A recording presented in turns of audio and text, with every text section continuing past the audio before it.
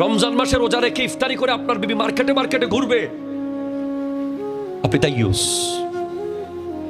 100% আপনি দায়ুস।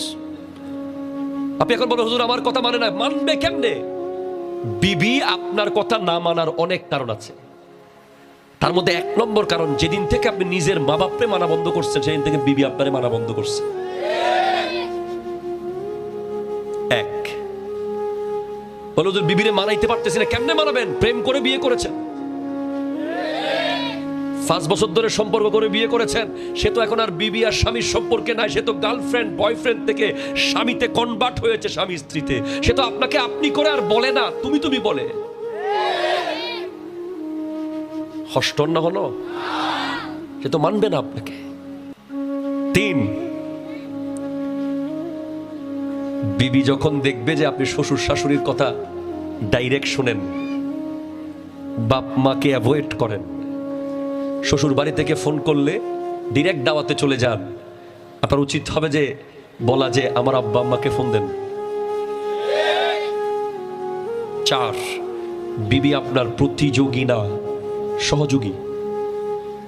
আপনি তার সাথে কোনোভাবে তর্কে জড়াবেন না, কোনো বিষয়ে তর্ক করা যাবে না। তর্ক শুরু হতে চাইলেই কল রিসিভ করে বের হয়ে যাবেন, হ্যালো কে, আচ্ছা আসতেছি।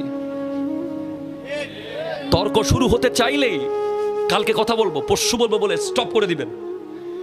যদি কোনো কারণে তার সাথে আপনি প্রতিদ্বন্দ্বিতা করেন, তুই বড় না আই বড়, তোর বাপ বড় না আর বাপ বড়, তোর বংশ বড় না আর বংশ বড়, তোর সদিরি না আর সদিরি, এগুলো চলতে চলতে দেখবেন যে এক সময় সে আপনার প্রতিদ্বন্দ্বী হয়ে গেছে, সে আপনাকে আর মানতেছে না, সমান সমান মনে করতেছে। করবেন না। 5, বিবি যখন যা চায় তখন সাথে সাথে দিবেন না।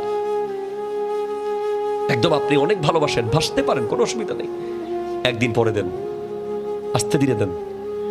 তাকে এমন অভ্যাস করাবেন না যে তুমি যা বলো আমি তা করি না। 6, কিছু কথা নিজের মধ্যে রাখিয়েন, এত আবেগ হয়ে যায়েন না যে আমি ম্যাট্রিক পরীক্ষার সময় ওটা করছিলাম, ইন্টারনালে ওটা করছিলাম, ওখানে ওটা করছিলাম, এগুলো আবেগের বশে সব তো বলে দিলেন, এখন জায়গা বরাবর কিন্তু রিপিট আসবে এগুলো। দায়ুস, আদ-দায়ুস লা ইয়াদখুলুল জান্নাহ। বিবিকে বলবেন তুমি আমার কন্ট্রোলে, অ্যাকর্ডিং টু কোরআন এন্ড সুন্নাহ, আমি তোমার কন্ট্রোলে না।